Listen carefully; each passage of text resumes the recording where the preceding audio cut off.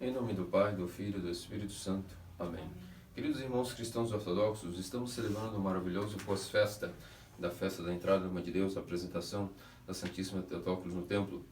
E hoje, concomitando com o pós-festa de nossa festa patronal, estamos diante do Evangelho, onde nosso Senhor Deus Salvador Jesus Cristo realizou para nós a conta de uma parábola que é de estremecer.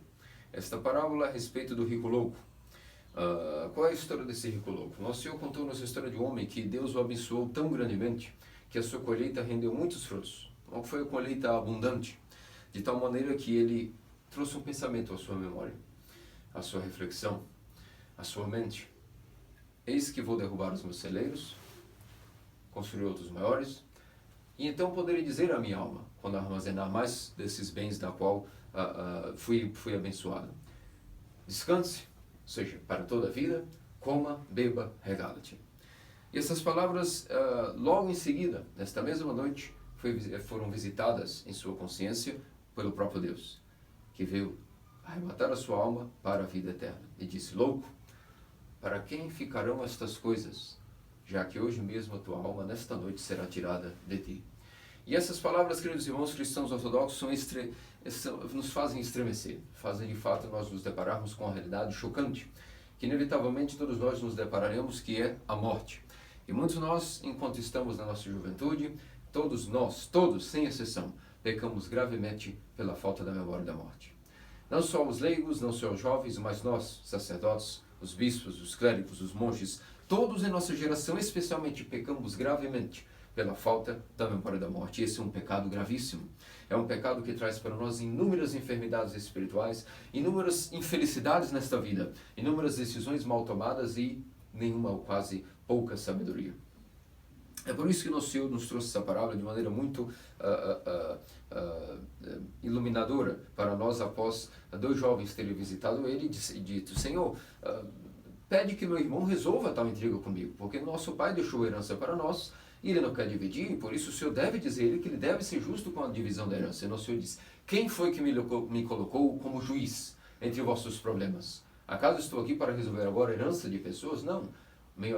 Estou aqui para vos ensinar o reino dos céus, para anunciar a boa nova da vida eterna. E para, vamos dizer assim, ensinar muito bem as pessoas, e aqueles dois jovens especialmente, de que não deviam se preocupar com herança, deviam se preocupar com outras coisas. Nosso Senhor contou essa parábola também para todos os fariseus, escribas e todos os judeus que tinham uma terrível e má compreensão daquilo que era a vida aqui e a relação com o dinheiro e as riquezas.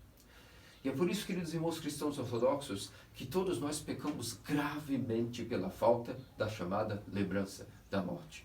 Quando nós não lembramos da morte, realmente a nossa vida aqui passa a ter um sentido muito diferente do sentido que ele deveria ser. E como vos dizia, todos nós, sem exceção, pecamos gravemente pela falta da lembrança da morte. E esse foi o primeiro grande pecado desse homem rico. Mas qual é o que a falta da lembrança da morte ocasionou que esse homem realizasse um pecado tão grave, ao ponto de, quando Deus o visitou naquela noite, chamou louco, tolo? Queridos irmãos cristãos ortodoxos, há um grave pecado que nosso Senhor e Deus Salvador Jesus Cristo enumerou quando os fariseus estavam preocupados de lavar as mãos até os cotovelos, de se jejuassem ou não jejuassem, todas aquelas formalidades que já não tinham nada a ver com a lei de Moisés. Nosso Senhor, uma certa vez, dirigiu a eles uma palavra dura, dizendo: aquilo que entra na boca não torna o homem puro, mas aquilo que sai da boca do homem, porque aquilo que a boca fala, o coração está cheio. Ou seja, nosso Senhor disse que o que é de fato pernicioso, impuro, não é o que entra pela boca como alimentos, por exemplo, se lavamos ou não as mãos antes de comer. São táticas de higiene ou sanitárias que nada têm a ver com a pureza ou a virtude do homem. Agora, aquilo que sai do coração do homem, isso sim, as palavras que nós emitimos, elas saem do fundo do nosso coração. E é por isso que nós diz: cuidado com aquelas impurezas que de fato maculam o coração do homem, como o grave pecado da blasfêmia, da hipocrisia e da tolice. Que tipo de tolice aqui nosso Senhor se refere? Esse grave pecado, enumerado tão grave quanto a blasfêmia e também a hipocrisia, nosso Senhor chamou de tolice. E essa tolice é a tolice que o rico tinha, e por isso ele recebeu de Deus aquela palavra louco Nécio, hoje mesmo tua alma será tomada de ti, e para quem ficarão os teus bens? Significa que o grande pecado do rico foi tolice. E a tolice é enumerada pelas próprias palavras do próprio Senhor e Deus Salvador Jesus Cristo como um gravíssimo pecado, que é uma das coisas que torna o nosso coração impuro. E essa chama-se a tolice espiritual. E qual é a origem da tolice espiritual? Como vos dizia, a tolice é tão perigosa que pode colocar em risco toda a nossa salvação. Por isso nós jamais devemos ficar satisfeitos com a tal burrice. Aquele que não se preocupa de sair de sua tolice, de sua burrice, acaba como pondo em risco toda a sua alma. Por isso nós devemos buscar inteligência, sabedoria espiritual. E onde nós vamos adquirir então a cura para a tal tolice? Na lembrança da morte. Que é exatamente aquilo que o rico não tinha, por isso ele adquiriu para si tolice espiritual. Uma tal burrice para com o sentido da vida que fez com que ele perdesse toda a sua vida eterna para sempre. Não havia mais possibilidade de ele adquirir uma sabedoria, uma vez que agora chegou o momento da morte. Toda a sua vida foi dedicada às riquezas. E nós vemos que tão todo ele era que ele disse assim, quando viu que havia sido abençoado por uma boa colheita: eis que agora vou derrubar os meus celeiros e vou construir celeiros ainda maiores, para que então possa dizer a mim: coma, beba, regala-te. Significa que não eram as riquezas aí que era o problema do rico, mas ele não procurou curar a sua tolice espiritual. E nisso ele pensou que poderia ser o Senhor da vida e da morte para si mesmo. E todos nós na nossa geração, sem exceção, começando por mim mesmo, depois os bispos, os presbíteros, os monges e todos os leigos, jovens ou velhos, até mesmo os velhos deveriam estar pensando na morte, não peço e, portanto, cometem o grande pecado da burrice e tolice espiritual, que vão pôr em risco a felicidade deles e a paz nesta vida, e ainda vão colocar em xeque a salvação na vida eterna. E isso significa, queridos irmãos cristãos ortodoxos, que basearam nossa tolice, nós vamos medindo as nossas decisões diárias, como se nós tivéssemos garantia de que nós vamos viver mais um minuto, ou mais um ano, ou talvez mais um dia, mas pode ser que nem mesmo termine o sermão e caia morto. Que Deus conceda que terminemos ao menos a liturgia, mas pode ser que ao fim do pôr do sol eu também não esteja mais vivo. Assim também como vocês, quem vos garante que terão mais um ano de vida? Qual a garantia que chegarão até a próxima Páscoa? Qual a garantia que chegarão até o Natal? Não há nenhuma garantia. E essa é a verdadeira mentalidade a qual elimina a tolice espiritual, que é um gravíssimo pecado. E quando nós estamos doentes, e todos nós somos doentes em nossa geração pela tolice espiritual, nós pensamos que de fato podemos decidir coisas na nossa vida, que não há um Deus superior e não há autoridades acima de nós que decidem a nossa vida. Cremos que nós decidimos quanto e como comeremos, quanto e como beberemos, e ainda dizemos a nós: regala-te. O grande problema não são as riquezas, mas dizer a sua alma que descanse, ou seja, esteja cômoda. Busca uma tal estabilidade nesta vida, a qual não há. E isso causará uma tremenda tolice em toda a nossa geração, especialmente todos aqueles que hoje estão naquela faixa etária que deveriam ser os nossos guias e pessoas que nos iluminariam no caminho da sabedoria. Todos eles estão desgastados e fadigados em continuar mantendo a tal estabilidade de vida. Mas onde há estabilidade de vida? Quem pode dizer a eles que eles verão daqui a 10 anos? Estão acumulando bens, terras, carros, automóveis. Inúmeras casas hoje possuem não um automóvel, mas 2, 3 automóveis. Para quê? Para que cada pessoa tenha o seu próprio veículo, gastando sumas quantidades de combustíveis fósseis, poluindo o ecossistema, causando todo tipo de danos, devido à tolice, devido à ganância, devido à falta de real sustentabilidade, real abundância. Pois Deus não se enraivece com alguém que busca uma vida de abundância. De fato, nossos santos padres dizem que o negócio entre Deus e o homem é a abundância. Mas isso, a abundância, nada tem a ver com ganância e com tolice espiritual. A abundância é algo que tem a ver com o amor, com o sacrifício, com a partilha comum dos bens entre todos aqueles que são irmãos dentro da igreja. Sem uma ideologia política, pelo amor que deveria regir a mentalidade de cada um. Mas infelizmente, quando nós não temos esse amor, nós não temos a lembrança da morte acima de tudo, nós achamos que somos senhores e deuses de nós mesmos e podemos controlar nossa vida e o dia que vamos morrer. Quanto comeremos, quanto beberemos, como nos vestiremos e que de fato devemos nos regalar. Nosso Senhor usou esse verbo na parábola, coma, beba, regala-te, disse o rico à sua própria alma, porque Nosso Senhor quis, de uma maneira subliminar, mostrar que esse rico estava dizendo assim para si: eu comerei, eu beberei, e também me deliciarei em todo tipo de orgias e todo tipo de prazeres impuros não permitidos. Isso significa regala-te. Ou seja, não estava, que pecado é em comer? Nenhum. É lícito ao homem comer. Se ele não comer, morrerá. É lícito ao homem beber. Agora, regalar-se significa que todas as luxúrias, todos os tipos de ganâncias, todo tipo de avareza estava presente na alma daquele rico. E isso é um grave pecado. Mas porque ele disse a si mesmo, além dessas paixões, da avareza, ele também tinha a tolice espiritual ao ponto de dizer: vou derrubar os meus celeiros, construir outros maiores, acumular tamanha riqueza, porque poderei viver muitos anos mais. Ou talvez eu compre com a minha riqueza a própria eternidade. Veja que tolice, que burrice, que idiotice ao ponto de achar que quanto mais dinheiro tivesse, ele poderia ter mais anos de vida. Porque no fundo é isso que nós pensamos. Quanto mais nós vivemos nossa juventude, pensamos que vamos viver mais e somos muito poderosos, muito fortes e que realmente talvez nós podemos decidir a nossa vida. Quando nós olhamos no espelho e vemos que a nossa pele não está enrugada, confiamos que nós somos saudáveis, confiamos que vamos viver muitos anos. E, infelizmente, até nossa geração, até os que já vêm rugas, até os que já estão com a velhice batendo em suas faces, ainda pensam que através de tratamentos de beleza, cosméticos, estética e remédios, e atrás de remédios e terapias, poderão viver, talvez, mais 2, 3, 4 décadas. Sendo que todos nós deveríamos estar tremendo e chorando desde hoje, desde a juventude, devido à memória da morte. E é devido à falta desta grande virtude que nós caímos no terrível pecado chamado a tolice espiritual.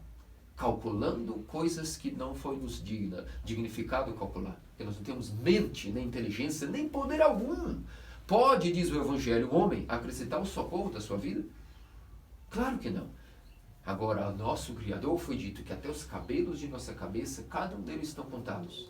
E que, de fato, aí sim, temos diante de nós o Deus, o Senhor dos vivos e dos mortos, o Senhor da vida e da morte. E a Ele compete quanto viveremos, se comeremos, se não comeremos, se beberemos, se não beberemos, se teremos conforto ou não teremos conforto, para cada um conforme a sua necessidade. Na época da vida, Ele dá às vezes conforto a um, porque ele necessitava de força, por exemplo, para estudar, para se formar, para conseguir fazer caridade. Para outros, Ele dá pobreza, dá sofrimento, dá dor, para restringir a nossa própria vontade doentia, que talvez não estivesse nos levando à vida espiritual. Deus sabe como conduzir e Ele é o doador dos bens.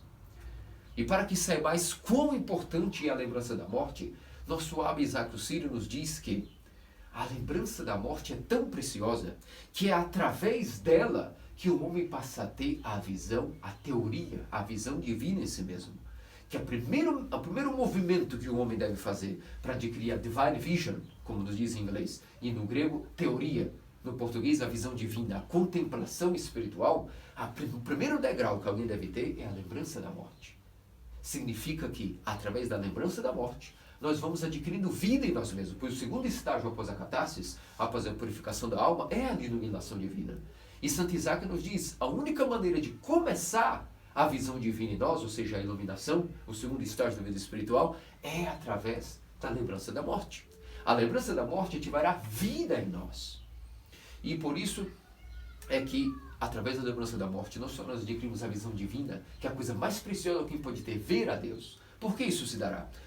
O que será a morte, queridos irmãos cristãos ortodoxos? Para vocês, o que, nesse pequeno segundo, muitas coisas passam em vossas cabeças quando eu faço essa pergunta. O que para vós é a morte? A morte não é nada mais, nada menos que a visão de Deus. Por isso, Deus agracia aquele que está aqui, lembrando da morte continuamente em oração, que ele possua, antes de morrer, a visão do próprio Deus. Percebe quão sério é a vida e quão sério é a burrice e tolice espiritual, e por isso é um pecado imperdoável? Até mesmo os antigos, e se nós formos visitar hoje a Itália, Roma, nós vemos que nos grandes memoriais e museus em latim, está escrito vários ditos.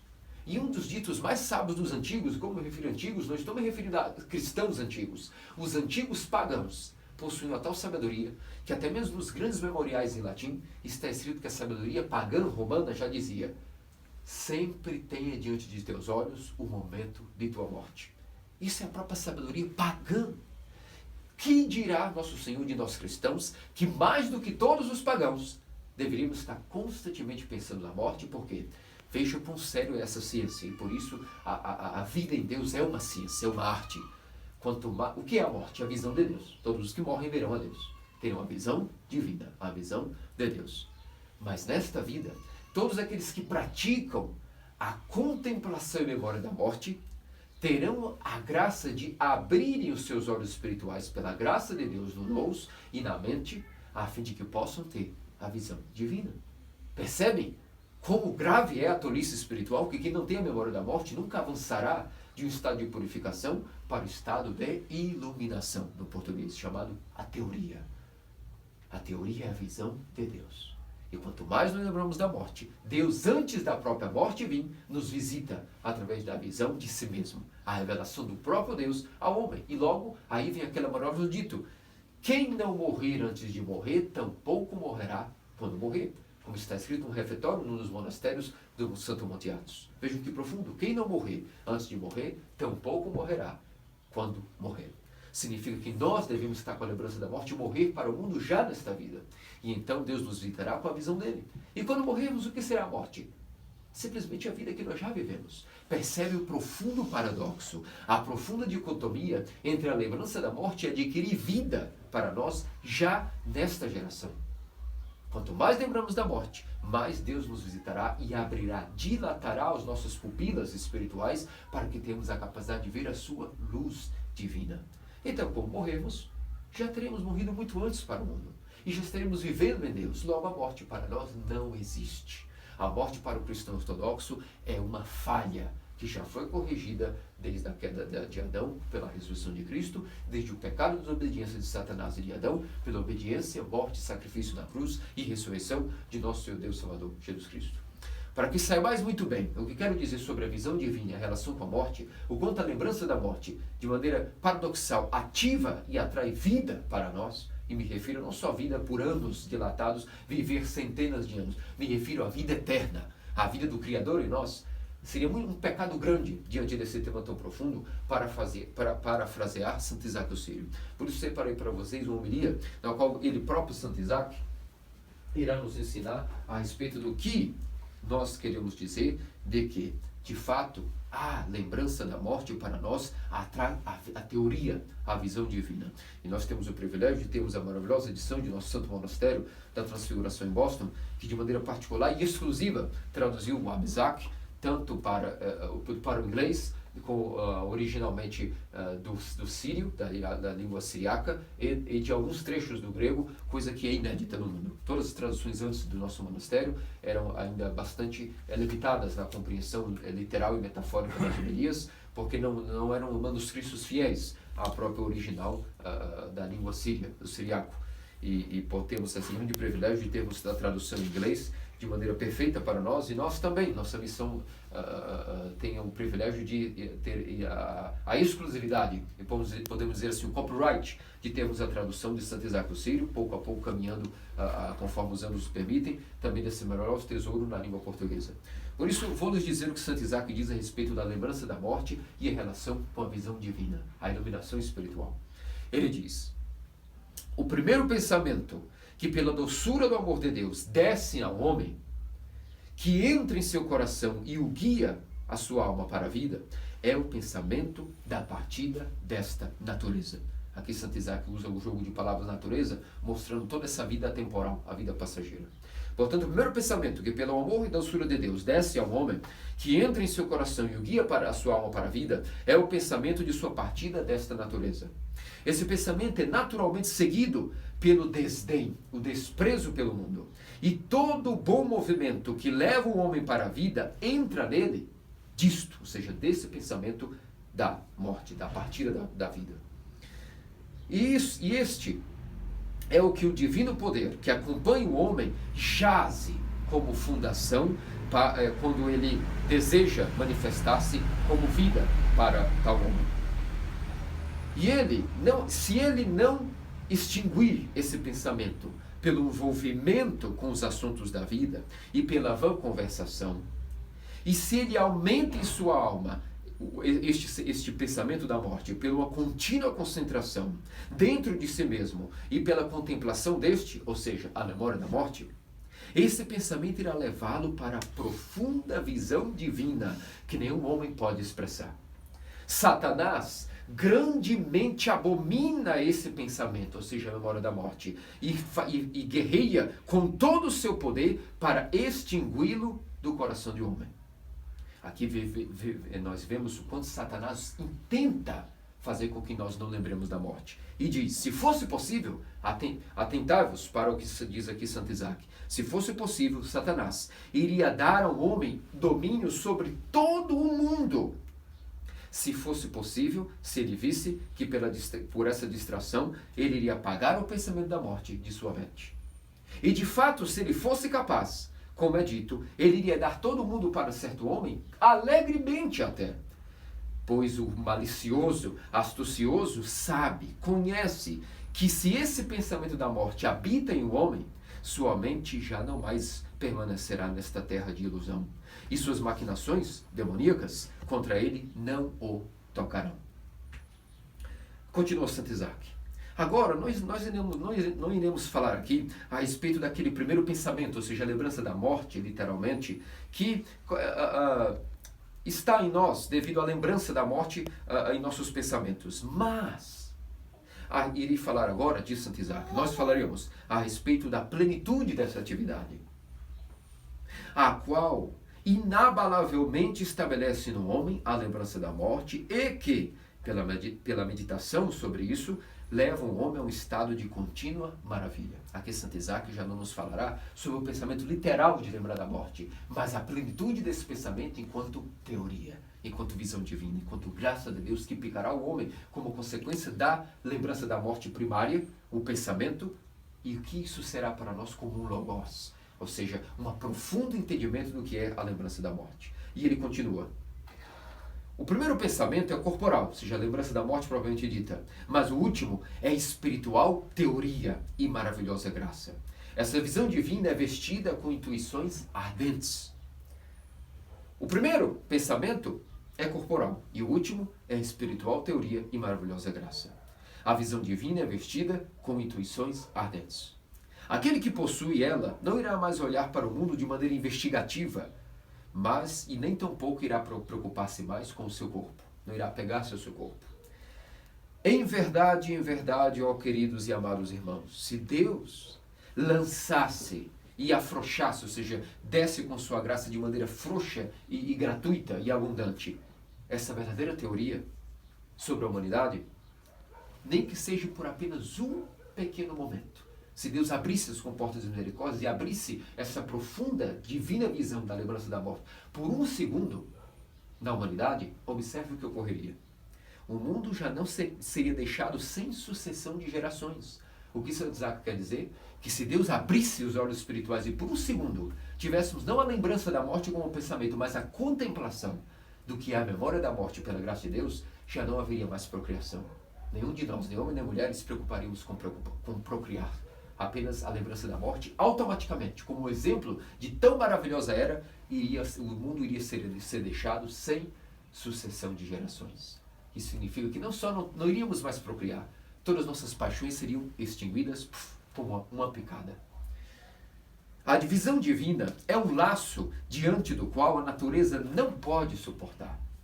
E, para o homem que recebeu essa meditação em sua alma, é provado ser o agraciado de Deus mais forte que todas as atividades particulares concedidas sobre aqueles que se encontram como na meia ordem dos seres humanos, no meio escalão, que desejam arrependimento com todo o seu coração e com o coração justo e reto.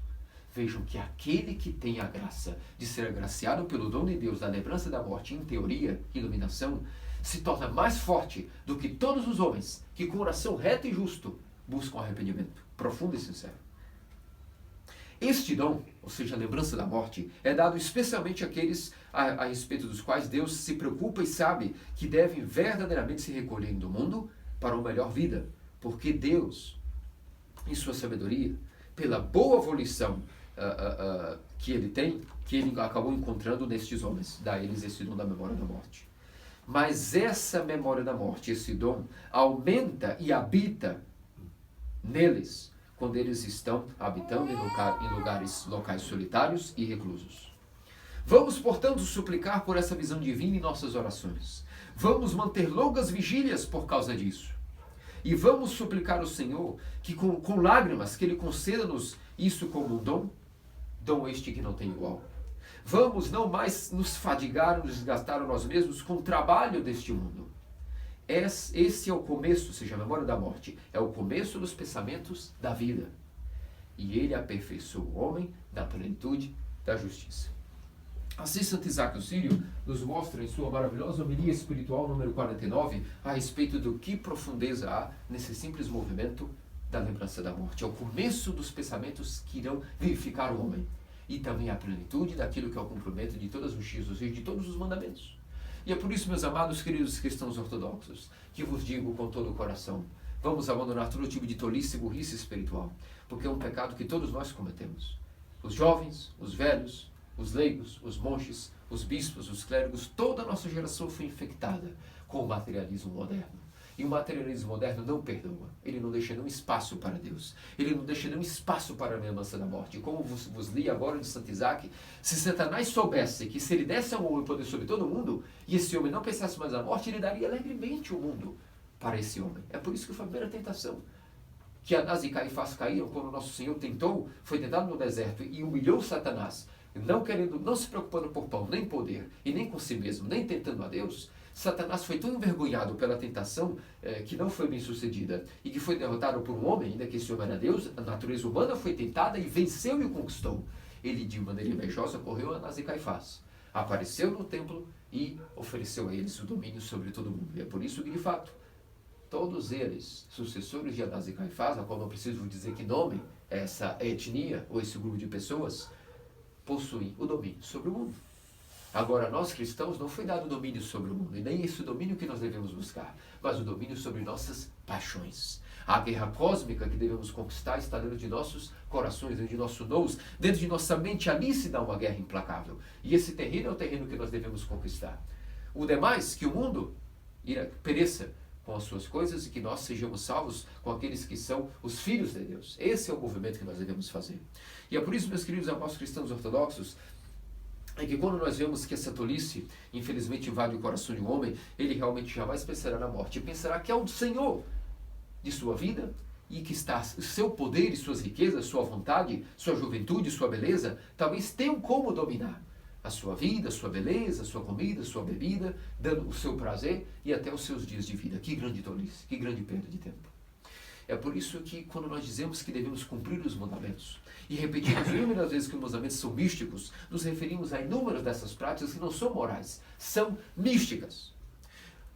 O homem tão tolo era que poderia ter dito assim: em vez de derrubar esses celeiros e construir outros celeiros, já que eu já tenho uma vida abundante, porque disse no Evangelho no começo que Deus de fato abençoou sua colheita, ao ponto que deu muito fruto, não só o campo dele deu fruto, todas as suas terras deram fruto, ou seja, ele teria abundância, teria suficiente para toda a sua vida. Para que mais celeiros? Para que mais comida? Para quem ele deixaria isso? Até os filhos poderiam viver no trabalho que ele já havia realizado. Entretanto, ele não pensou que, em vez de construir os celeiros, porque ele não construiria abrigos para os pobres, para os órfãos e para as viúvas, em vez de construir mais celeiros. Tolo que era. Ele nem pensou de que ele poderia investir em outro tipo de investimento que não fosse mais os seus celeiros, mas um tal investimento com Deus e em Deus que fosse gerar, de fato, lucro garantido. Que investimento esse me refiro, queridos irmãos cristãos ortodoxos? Significa que quando nós não somos tolos nem burros, nós investimos naqueles que são os bancos de Deus. E quais são os bancos de Deus? A poupança de Deus, as ações de Deus, os estômagos de todos os pobres, de todos os nossos irmãos em necessidade. Quando nós fazemos doações para todos aqueles que são oprimidos, pobres e ridicularizados, e às vezes não vamos nos confundir o meu diálogo com tais teologias baratas como a teologia da libertação, porque quando eu digo que nós devemos ajudar os pobres, significa que às vezes até os ricos estão também falidos e precisam de ajuda e também de misericórdia. Para que fique bem claro de que nós estamos fazendo aqui a apologia apenas ajudar os pobres, mas a todos. Mas sim, em primeiro lugar, ajudemos os pobres, que são os que mais precisam, os órfãos, as viúvas. Se o rico não estivesse completamente louco em sua tolice, em seu pecado de tolice, ele teria dito: vou alimentar rapidamente com a sobra de minha colheita os estômagos dos pobres, e ali estarei fazendo um investimento onde o ladrão não rouba, onde a traça não corrói, onde o verme também não destrói, mas tesouros que são dignificados, serem incorruptíveis, porque quando nós investimos em Deus, nós investimos em um tesouro que jamais perecerá. E como é que podemos ter essa cura para a tolice? A cura para a tolice, queridos irmãos cristãos ortodoxos, essa tolice espiritual do tipo de avareza, se cura pela seguinte pergunta: eis que isso ocorre, como terminou o Evangelho, para aqueles que se preocuparam em tornarem-se ricos para si mesmos, mas não ricos para Deus. Pois bem, chegamos ao ápice desse sermão. Como se pode alguém se tornar rico para Deus? Existe, ou isso era algo metafórico? Não. Quando nosso Senhor e Deus Salvador Jesus Cristo disse que é possível que o homem se torne rico para Deus, ele não falou de maneira simbólica ou metafórica. É possível o homem se tornar rico para Deus? Claro que é. E a maneira é através do seguimento místico dos mandamentos, como eu vos disse. E qual é o mandamento que é capaz de nos tornar ricos para Deus? A mística ação da esmola. Em espanhol, limosna. A esmola é capaz de tornar-nos ricos e milionários para Deus. Como? Como o São Márcio Confessor nos ensina, os mandamentos não são códigos morais, éticos, que se seguem de uma maneira legalista. Os mandamentos são místicos e vivos. E a esmola é um dos mandamentos místicos aos quais, quando nós damos ao pobre, não estamos dando ao pobre, mas estamos dando diretamente a Deus. Quando abrigamos um estrangeiro, quando alimentamos uma viúva, um órfão, não estamos alimentando essas pessoas, mas misticamente a Deus. A prova disso é que nosso Senhor disse: quando fizerdes tudo isso a um desses pequeninos, a mim o fizestes. E é por isso que em uma das igrejas antigas, orientais, há um afresco, onde está, de maneira pictural, desenhado todos esses pontos do Evangelho, onde diz: vinde vós, me diz o meu Pai, porque alimentaste quando estava faminto. E está lá nosso Senhor Deus e Salvador Jesus Cristo sendo alimentado por um cristão. Depois, vinde a vós todos que me destes de beber a um desses pequenos, porque é a mim que deste de beber. Está no Senhor sendo saciados com água. Da mesma maneira, há um Cristo nu que está sendo vestido. Há um Cristo estrangeiro que está sendo visitado. Há um Cristo preso na cadeia que está sendo visitado na cadeia. Esse é um afresco famosíssimo, a qual agora eu não lembro qual é a igreja nem o local, isso não vem ao caso agora, mas isso mostra que o verdadeiro cumprimento do Evangelho se dá quando nós fazemos boas ações ao próximo, e quando fazemos ao próximo, nós fazemos ao próprio Cristo. Por isso os mandamentos são místicos, nós dizemos: amemos a Deus acima de todas as coisas e o próximo como a nós mesmos. Isso está amarrado de tal maneira que nosso próximo é Deus. Deus nos ama tanto ao ponto de se fazer nosso próximo, para que, ajudando o próximo, Deus se torne devedor de nós pela sua misericórdia, para que Ele possa depois pagar-nos com recompensas a quais nós nem éramos dignos. Veja que banco, veja que economia e contabilidade, essa é a verdadeira ciência econômica. Deus se fez homem para se tornar nosso próximo, e através do próximo, Ele se permite, indignos que somos, se tornar devedores de nós. E nós passamos a, portanto, estarmos com crédito diante de Deus. Imagine que grande entendimento, queridos irmãos cristãos ortodoxos. Todas as vezes que damos esmola, nós estamos obrigando Deus a ser o nosso devedor. Ou seja, Deus tem dívidas conosco. Veja que mística é o mandamento da esmola, limosna. Não podemos nunca nos esquecer que essa é a maneira de se tornar rico para Deus, porque estamos investindo no banco, na qual a poupança renderá para nós recompensas e tesouros eternos. E, quando nós morrermos, ninguém vai lembrar de nós, se nós não tivermos feito esmola.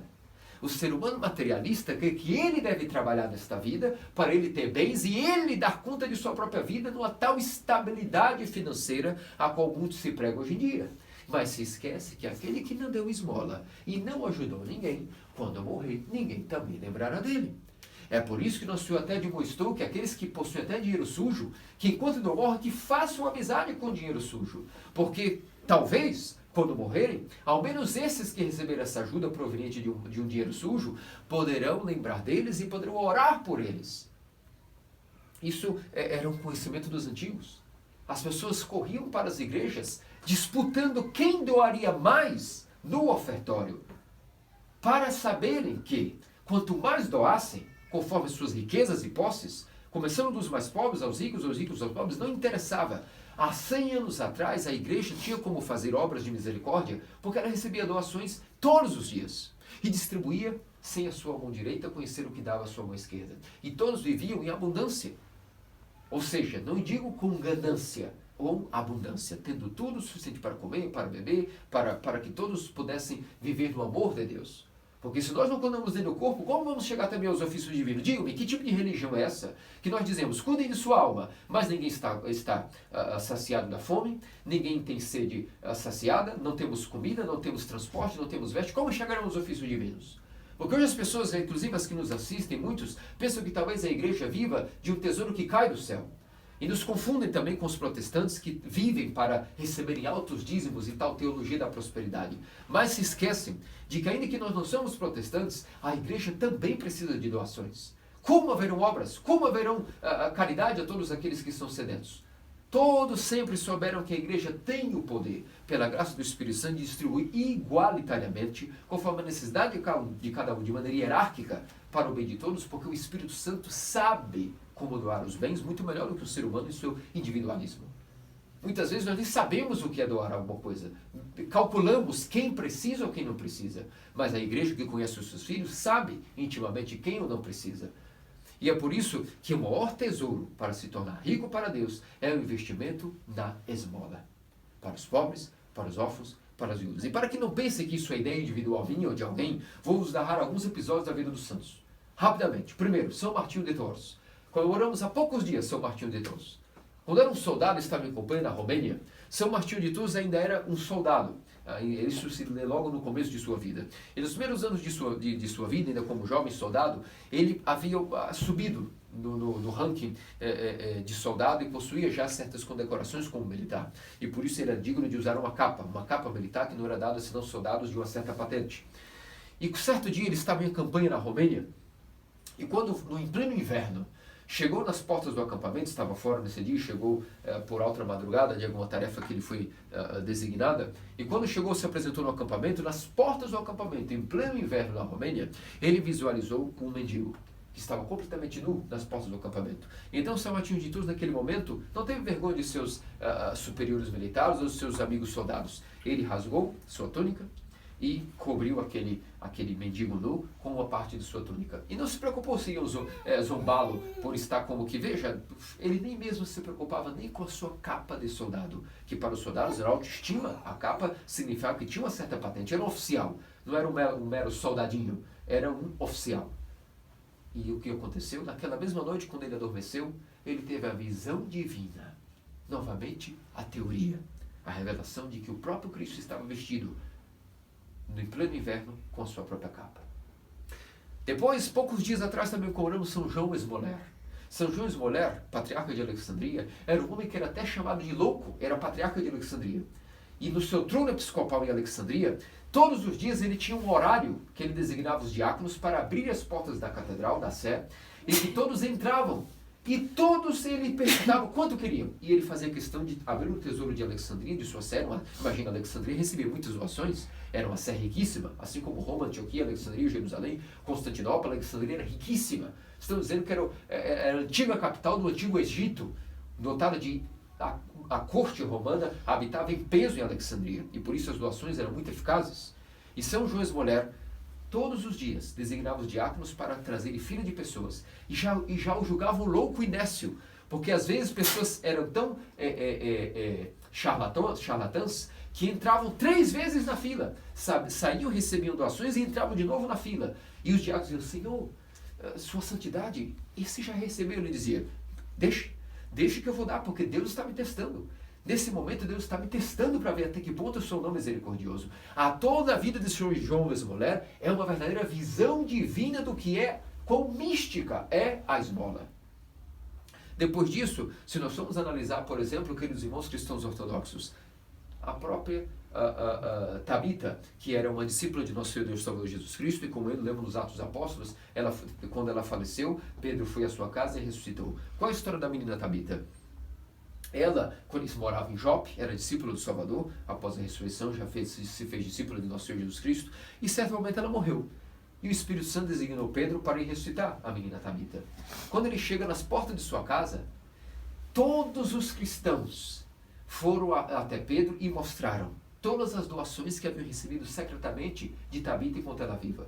E por isso estavam rezando no seu leito de morte pela salvação de sua alma. E ali ficou público que ela havia passado a sua vida inteira dando doações para órfãos, estavam cheios de órfãos na porta da casa de Tabita, assim como de viúvas. E naquele momento Pedro, tomando conhecimento, glorificou a Deus pela benevolência, taumaturgia e caridade de Tabita, entra e a ressuscita. Estão vendo como se nós não fizermos caridade, não dermos esmola, ninguém lembrará de nós na hora de morrer? Agora, para aqueles que nós dermos esmola, na hora da morte, na hora que estivermos ardendo sem arrependimento, eles lembrarão de nós, lembrarão, aquele foi o meu benfeitor. E orarei, pagarei sacerdotes para que celebrem muitas liturgias em nome daquele meu benfeitor. E as pessoas hoje não levam isso a sério, não entendem o que é a igreja ortodoxa, não entendem o que é o cristianismo, tratam-nos com indiferença total. Não há nenhum amor, não há nenhum amor verdadeiro, não há riqueza verdadeira. E esses receberão louco, hoje mesmo a alma será tomada de ti. Então perderão não só viver uma vida de desgaste, porque quem trabalha demais por dinheiro sempre tem uma vida de preocupações, nunca tem paz.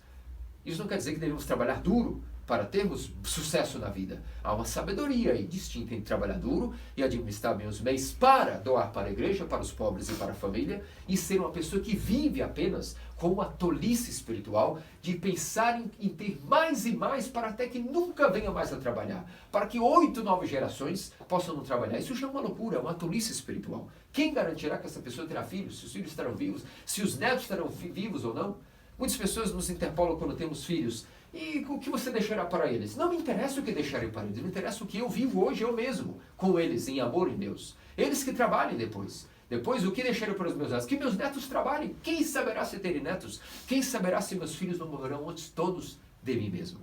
Quem saberá se eu não enterrarei todos os meus filhos? Logo, essa é a verdadeira lembrança da morte que nos coloca com os pés no chão, os pés no suelo, com a energia humana bestial baixa. Eis o poder da memória da morte, o quanto ilumina o homem, dá sabedoria ao homem. E por isso, queridos irmãos cristãos ortodoxos, não vamos gastar nossos tesouros e depositá-los onde o ladrão rouba, onde a sarça corrói e onde o verme destrói. Vamos investir os nossos tesouros em Deus, com Deus, nos estômagos, nas bem-aventuranças daqueles que são os que necessitam de ajuda. Todos eles, todos nossos irmãos. E então estaremos investindo um tal tesouro que nesta vida nos dará muita paz, muita felicidade em ajudar as pessoas. E na vida eterna nos garantirá que Deus se tornou nosso devedor. Obrigamos Deus a ter dívidas conosco.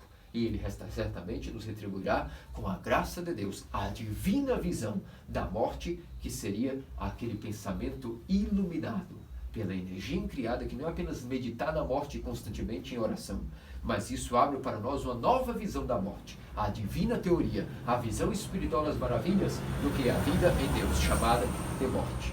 Disso, nosso Senhor e Deus Salvador Jesus Cristo faça-nos dignos, pelas orações de sua puríssima Mãe, Nossa Senhora Teotocos, Sempre Virgem Maria, e de Santa Alexandra Nevsky, cuja memória nós celebramos de todos os santos. Amém. Amém.